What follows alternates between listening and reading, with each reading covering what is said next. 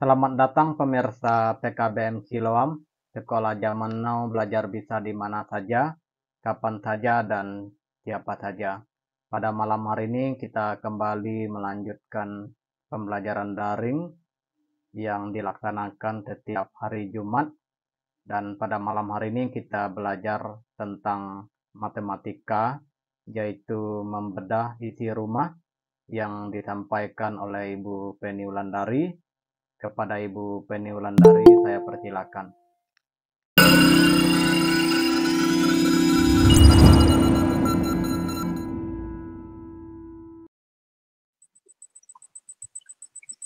Baik, terima kasih atas kesempatan telah diberikan. Terima kasih kepada kepala sekolah kita, Pak Billy.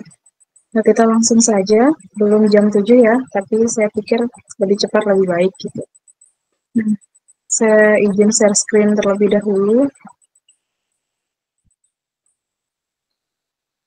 Oke, langsung saja. Nah, jadi seperti yang telah disampaikan tadi sebelumnya, yang akan kita pelajari hari ini agak berbeda sedikit dari sebelum-sebelumnya, karena sebelum-sebelumnya saya kan pasti bawaannya tentang IPA gitu ya, baik itu biologi, fisika, ataupun kimia. Sebelumnya itu biologi, kemudian yang kedua terakhir itu tentang fisika kalau nggak salah saya. Kemudian ini hari ini karena saya juga berkaitan dengan matematika juga, jadi harus saya sampaikan gitu berkaitan dengan materi matematika. Dan kenapa disebut dengan membedah isi rumah? Sebenarnya kalau di pendidikan formal ini adalah pembelajaran tentang bangun ruang gitu ya. Uh, itu kan ada bangun datar, bangun ruang dan lain sebagainya. Jadi ini tentang sebuah bangun gitu kalau di matematika. Dan kenapa disebut membedah isi rumah? Karena kalau di modul kesetaraan dia lebih kreatif gitu ya kalau penamaan pada setiap modulnya. Dan ini salah satu modul yang ada yang terdapat pada materi matematika yaitu tentang membedah isi rumah. Dan ini mungkin kelihatan membingungkan kalau dari segi judul, tapi sebenarnya ini adalah materi yang paling gampang karena ini berkaitan dengan kehidupan kita sehari-hari. Kalau tutor-tutor lain itu biasanya berkaitan dengan motivasi-motivasi. Nah, kalau saya itu lebih ke materi eksak tentang keilmuannya gitu ya. Jadi ini harus disampaikan karena memang berkaitan juga dengan materi MIPA itu sendiri. Nah, kita lanjut saja. Materinya tidak banyak ya teman-teman hari ini. Bentuk-bentuk peralatan rumah tangga, seperti yang tadi judulnya membedah isi rumah gitu ya. Dalam kehidupan sehari-hari sering kita temui benda-benda dalam bentuk bangun ruang, sisi lengkung, baik itu dalam bentuk makanan, alat-alat tulis, alat rumah tangga, dan alat musik. Nah, kalau misalnya teman-teman sekarang mungkin ada di kamar ataupun ada di ruang tamu, pasti kalau kita tatap ke depan gitu kan, ataupun layar kita pasti akan melihat berbagai macam bentuk gitu ya, barang-barang benda-benda yang ada dalam rumah. Misalnya yang saya tatap sekarang nih laptop bentuknya itu persegi panjang, terus meja bentuknya juga persegi panjang, terus ada um, apalagi ya, ada pensil gitu bentuknya seperti tabung. Itu termasuk dalam bentuk-bentuk peralatan yang ada dalam rumah tangga. Ternyata di pembelajaran matematika hal sederhana seperti itu dipelajari gitu ya, dan itu dianggap penting karena itu dianggap sebagai ilmu-ilmu dasar gitu. Kemudian berikut ini nanti akan diberikan juga contoh-contoh beberapa bentuk bangun datar, bangun ruang sisi datar, dan bangun ruang sisi lengkung. Nah, ini tadi yang sebelumnya saya sampaikan, ini berkaitan dengan bentuk bangun gitu. Bentuk bangun itu sendiri tadi seperti yang saya sampaikan, ada yang bentuknya bulat, kemudian ada juga yang bentuknya persegi panjang, kemudian ada yang bentuknya juga seperti bola dan lain sebagainya. Ini disebut dengan bentuk gitu. Kelihatannya seperti sepele gitu ya, tapi kalau di pembelajaran matematika hal ini wajib untuk dipelajari seperti itu.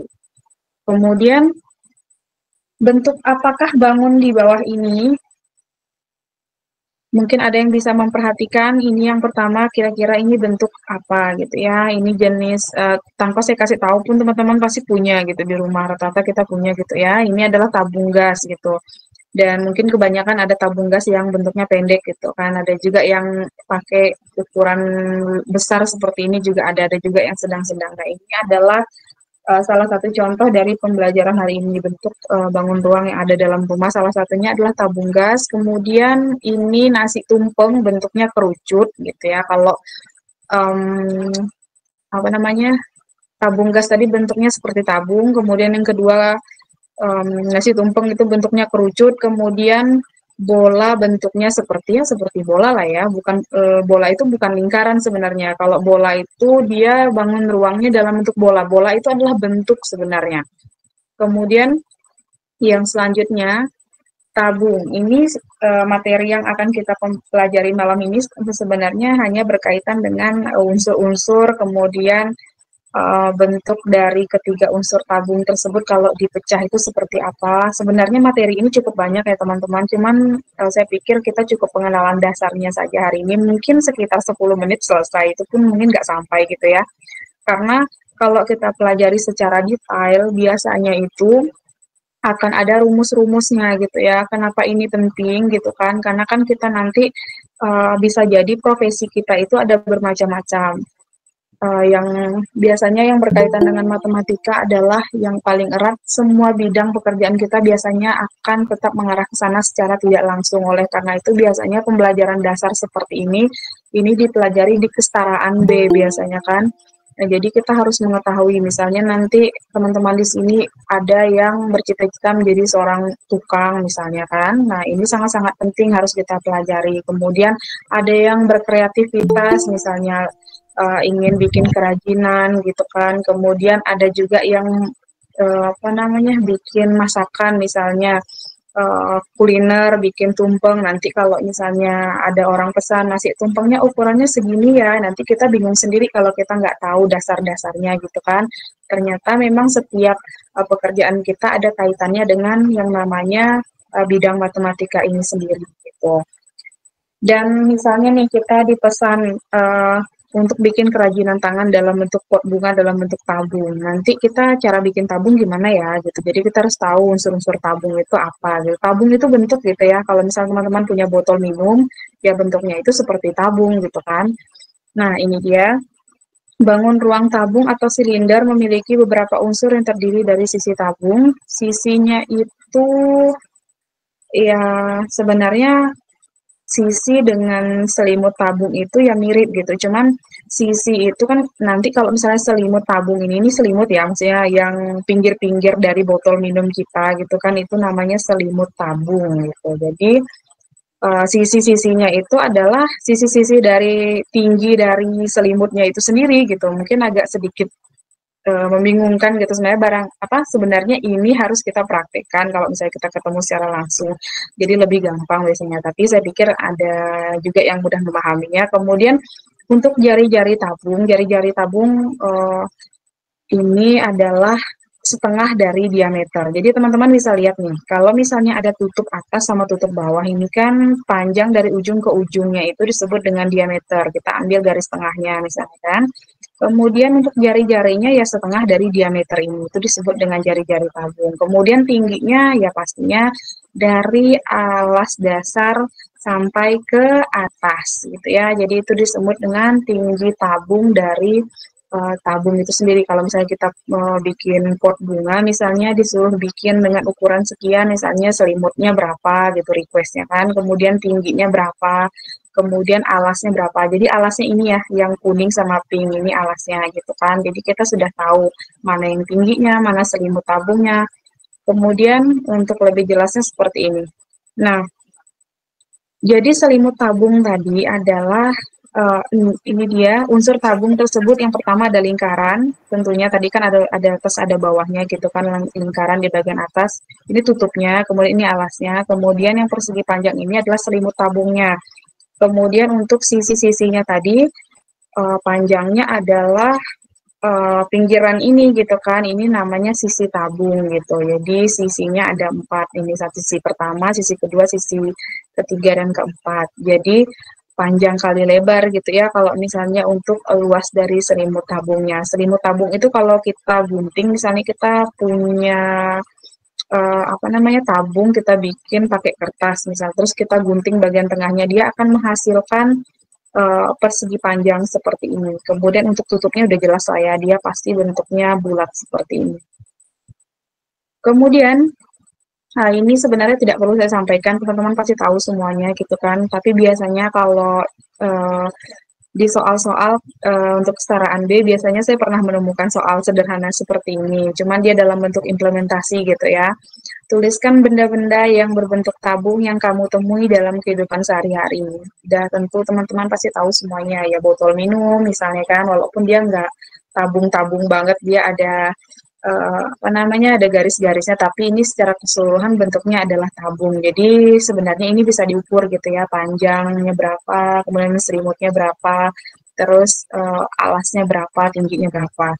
Kemudian ini selang air juga dia bentuk tabung. Kenapa disebut dengan bentuk tabung? Karena dia bentuknya dia ada selimutnya gitu kan, ada selimut tabungnya, dan kita pasti bisa membedakan gitu. Terus pensil juga bentuknya ya tabung gitu, banyak lah yang bentuk-bentuk tabung. Kemudian yang kedua, kerucut gitu ya. Kemudian sama juga dengan tadi, unsur-unsur kerucut ada apa sih? Teman-teman pasti udah tahu lah ya, kerucut itu apa-apa saja gitu kan. Misalnya yang kita sering temui dalam kehidupan sehari-hari, eh, panggui misalnya itu masuk dalam kategori kerucut gitu kan. Intinya yang ada ujungnya runcing ke atas gitu kan, itu namanya kerucut. Kemudian unsur-unsurnya, nah ini dia. Kalau untuk unsur-unsur kerucut sendiri, dia juga ada lingkaran di bawahnya untuk sebagai alasnya gitu. Beda dengan tabung tadi ya. Kalau tabung dia kan ada alas di bawah, ada alas di atas gitu. Kalau misalnya kerucut itu ada alasnya di bawah, kemudian di bagian atasnya itu ada segitiga gitu ya. Kalau misalnya kita pengen bikin dulu biasanya zaman saya sekolah pernah disuruh bikin yang namanya unsur-unsurnya kayak tadi misalnya kan suruh bikin unsur-unsur dari tabung itu sendiri, kemudian nanti implementasinya kami praktekkan bikin pot bunga, kemudian bikin apa sih namanya itu untuk menyimpan uang, celengan gitu ya, celengan pakai kardus ataupun pakai kaleng.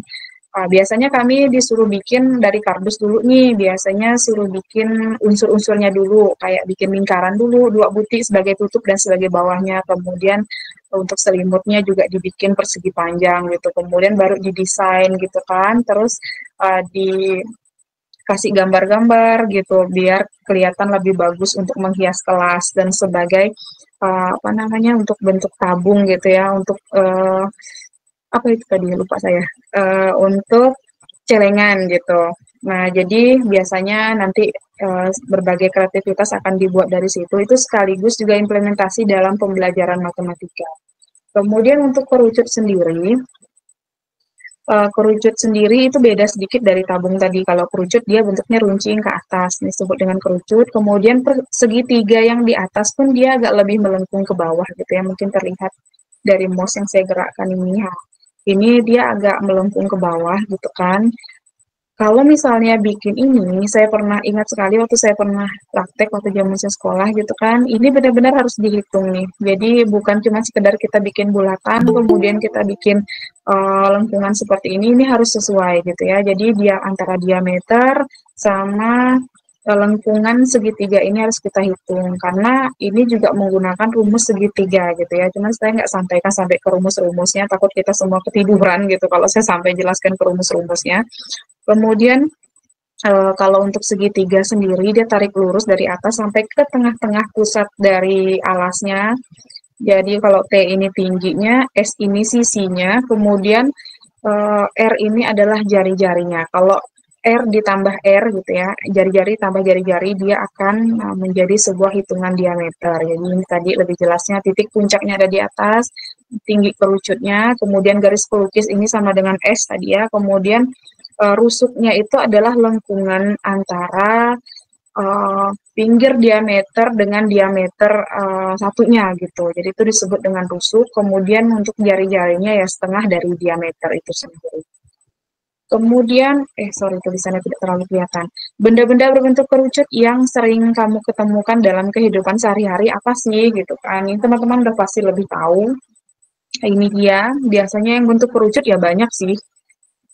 Yang saya ingat salah satunya adalah kalau misalnya kita nggak usah jauh-jauh ya, misalnya kalau lagi ada penertiban lalu lintas misalnya kan, ada yang namanya bentuknya kayak topi kerucut ini biasanya diletakkan di jalan-jalan raya yang bahan plastik itu bentuk kerucut. Ini juga salah satunya gitu kan. Kemudian untuk es krim yang suka makan es krim pasti kita juga sering nemukan es krim yang bentuknya kerucut. Salah satunya es krim jadul. Kalau sekarang udah banyak sih yang dalam bentuk pot, bukan cuma bentuk kerucut. Jadi ini ternyata juga bentuknya kerucut gitu kan. Dan tentunya orang-orang dalam membuat ini juga perlu ukuran gitu, tidak bisa sembarangan gitu ya dalam membuat bentuk kerucut ini. Ternyata dia memang harus mendesainnya dengan membuat unsur-unsurnya terlebih dahulu. Kemudian untuk tanggui, ini tanggui ya namanya. Ternyata orang-orang tua zaman dulu mempraktekkan kehidupan juga tidak lepas dari matematika gitu ya. Karena saya juga salah satu orang yang suka sekali dengan yang namanya kerajinan tangan. Mungkin teman-teman di sini juga ada yang sama dengan saya, mungkin bisa bikin tanggui dan lain sebagainya gitu ya. Kalau misalnya di sekolah formal juga pernah nih, waktu saya zaman SMP juga pernah yang namanya praktek bikin tangguh-tangguyan gitu ya, kayak kecil-kecil gitu kan. Jadi yang lebih sederhana, ternyata di situ yang saya peroleh adalah untuk bikin sebuah kerucut, ternyata dia ada yang namanya ukuran dari jumlah yang namanya tanggui, bukan, ini kan yang tanggui yang dijahit ya, kalau tanggui yang dianyam itu biasanya dia ada matanya kalau sebutan ibu-ibu yang pengrajin gitu ya, matanya ada misalnya yang anyam 2, anyam 3 gitu. Ternyata dia tuh harus sesuai nih jumlahnya antara yang sebelah ini gitu, yang sebelah kiri, kanan gitu kan. Dia ada 3 atau 4 gitu ya. Pokoknya dia turun ke bawah dia harus jumlahnya harus sama. Misalnya kalau anyam 2 nih, jumlah duanya tuh misalnya ada 8 mata, yang sebelahnya juga harus 8, yang sebelahnya juga 8. Kalau enggak dia akan lereng. Ternyata memang ilmu matematika itu ada di semua bidang pekerjaan walaupun kelihatannya sederhana gitu ya. Dan ini adalah bentuk-bentuk kerucut. Kemudian yang selanjutnya bola. Ini yang terakhir ya. Nah, kalau bola tadi yang sudah saya sebutkan juga ternyata bola itu bukan cuma sekedar nama benda, tapi bola itu adalah sebuah bangun gitu. Bukan cuma tadi misalnya kan tabung, terus kerucut, ternyata bola itu juga termasuk ke dalamnya gitu kan. Unsur-unsur pembentuk bola apa sih gitu kan. Ternyata unsur-unsur pembentuk bola ya lingkaran. Lingkaran yang digabung menjadi satu, lingkaran misalnya ada dua gitu ya. Lingkaran itu misalkan seperti ini nih, lingkaran, dia itu digabung menjadi satu. Dia ada dua lingkaran misalnya, dia akan membentuk sebuah bola. Unsur-unsur bola tadi, titik pusat, dia ada di tengah-tengah. E dan F ini ada titik ya, ada bulatan di tengah-tengahnya, ini disebut dengan titik pusat. Kemudian jari-jarinya misalnya A dan O dan B, itu disebut dengan jari-jari. Kalau diameter udah jelas lah ya, A dan B, kemudian E dan F itu disebut dengan diameter. Diameter itu adalah garis lurus secara keseluruhan dari bola kita tarik dari tengah-tengah itu disebut dengan diameter. Misalnya kita mau beli poli nih ukurannya berapa, misalnya sesuai dengan standar untuk lomba misalnya kan. Nah, jadi kita harus tahu nih diameternya berapa, jangan pula orang nanya nanti misalnya kan, diameternya berapa? Nah, diameter itu apa ya? Nah, itu nggak tahu. Ternyata diameter itu adalah lebar secara keseluruhan, kok tarik dari tengah-tengah lebar bola gitu ya. Kemudian jari-jari itu setengah dari diameter. Kemudian volume itu adalah isi dalam bangun ruang bola ini sendiri gitu. Misalnya volumenya 10 meter kubik gitu ya. Kalau volume itu dia satuannya biasanya meter kubik. Kalau misalnya luas itu biasanya meter persegi. Itu yang harus teman-teman juga teman-teman pahami. Kemudian untuk luas permukaan itu adalah luas kulit bola gitu ya. Tapi biasanya kita jarang sih ngitung sampai ke situ gitu kan. Kemudian ini termasuk juga unsur-unsur bola tadi yang saya sebutkan. Nah, jadi ada setengah-setengah. Sebentar ya, belum selesai. Nah, jadi untuk bolanya sendiri dia ada yang namanya setengah dari lingkaran gitu ya. Dan ini kalau digabung, kalau tadi saya bilang kan lingkarannya ada dua. Kemudian kalau dia dibagi menjadi dua seperti ini, dia akan membentuk 4. Jadi mungkin teman-teman agak bingung sedikit, sebenarnya ini adalah unsur-unsur bola kalau dipecah gitu. Kalau tadi kan kalau yang apa namanya yang kerucut tadi, dia kan ada segitiga dan ada alas yang bentuk lingkaran. Kalau misalnya tabung sendiri ada lingkaran, ada dua buah lingkaran, kemudian ada satu persegi panjang. Kalau bola itu dia bentuknya itu seperti ini mistar apa ya? Saya juga lupa sih namanya. Mistar, ada yang bisa bantu mungkin diketik di itu. Saya juga lupa namanya. Jadi dia bentuk setengah dari lingkaran gitu ya. Setengah dari lingkaran ini dikalikan 4 dia akan membentuk bola gitu ya. Nah, biasanya kalau di soal-soal biasanya ada yang seperti ini, soal-soal dasar. Kemudian untuk benda-benda berbentuk bola yang kamu temui dalam kehidupan sehari-hari ya tentu banyak ya. Salah satunya ya bola kaki misalnya kan. Nah, ini ada banyak. Dalam bentuk makanan juga sering gitu kan kita temukan bola. Misalnya ada klepon gitu kan, klepon juga bentuknya bola. Saya nggak pernah sih nemukan klepon selama ini dalam bentuk SpongeBob ataupun kotak ataupun bintang, belum gitu, belum pernah. Selama ini saya nemukan klepon bentuknya bola. Kemudian juga sama bakso, bakso selama ini pernah sih nemu dalam bentuk lempeng gitu ya, tapi rata-rata bakso itu bentuknya bulat lah ya. Kemudian kelereng juga bentuknya bola, terus jeruk juga bentuknya bola, balon, globe, dan lain sebagainya itu bentuknya bola gitu ya. Jadi itu hal-hal mendasar yang bisa kita ketahui tentang um, tabung, kemudian tentang bola dan tentang kerucut gitu ya. Ini sering kita temukan dalam implementasi sehari-hari, apalagi kalau kita seorang desainer, ini sangat-sangat penting gitu ya. Apalagi kalau misalnya kita juga buka usaha kuliner, ini juga harus kita perhatikan gitu. Misalnya kita bikin usaha kuliner makan, terus kita akan menghitung yang namanya untung dan rugi. Kalau misalnya kita bikin yang bakso misalnya, eh, kita hitung dulu untuk pengeluaran dari modalnya berapa gitu kan. Terus nanti kita hitung nih, biasanya saya bikin donat ya yang kayak gini ya. Sebenarnya sama aja sih kalau kita bikin pentolan gitu kan. Biasanya ditimbang dulu gitu, jangan sampai nanti ketika kita bikin donat 1 kilo dengan harga 10.000 terus kita jual misalnya ini misalnya ya, kalau misalnya kita jual donat gitu ya, jadi agak keluar sedikit dari tema bolanya. Kalau misalnya kita jual donat harga 10 misalnya satunya 5.000 misalnya nih. Terus donatnya itu dengan bahan setengah kilo, misalnya setengah kilo 10.000, terigu gitu kan, belum bahan-bahan yang lain. Ternyata kita nggak tutup modal nih, karena kita nggak ngehitung gitu kan jumlahnya berapa.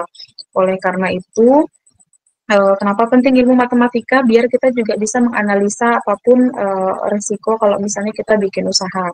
Kalau kita bikin donat, ya tentunya kita hitung. Biasanya saya bikinnya itu misalnya 3 gram, misalnya udah saya perhitungkan nih 3 gram akan menghasilkan berapa gitu kan. Ataupun untuk acara nih, jadi kita udah bisa ngukur gitu kan. Misalnya kita ngundang tamu 10 orang, terus nanti kita bikin adonannya kita hitung jangan sampai kurang dari jumlah tamu yang akan hadir. Jadi kurang lebih seperti itu sih yang berkaitan dengan bangun ruang. Ternyata dalam kehidupan sehari-hari matematika itu sangat uh, sangat penting bagi kita, walaupun kelihatannya sederhana gitu ya, walaupun sebenarnya kalau kita pikirkan ya tanpa kita pelajari pun kita udah lihat matematika ada dalam kehidupan kita, tapi itulah namanya bidang MIPA. Kalau bidang MIPA itu selalu mengajak kita untuk berpikir kritis gitu ya dalam kehidupan kita, bahkan satu buah kelereng ataupun satu buah makanan dalam bentuk klepon itu tuh sebenarnya udah matematika nih dalam kehidupan kita, udah mengajak kita untuk berpikir gitu ya.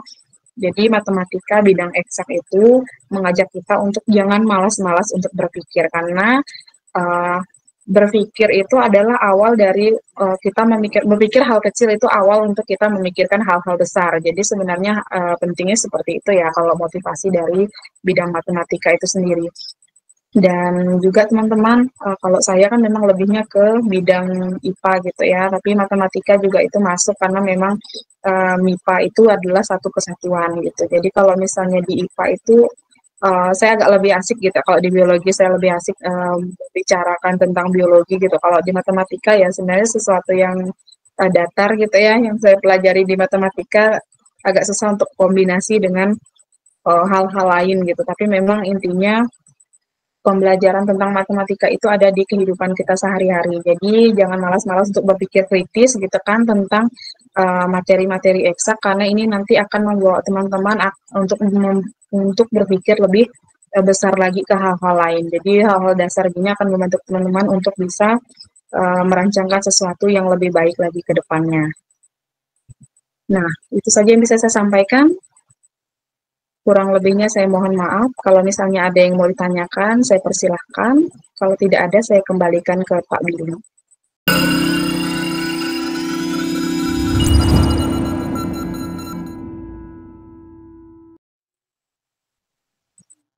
Baik Bu, terima kasih atas materinya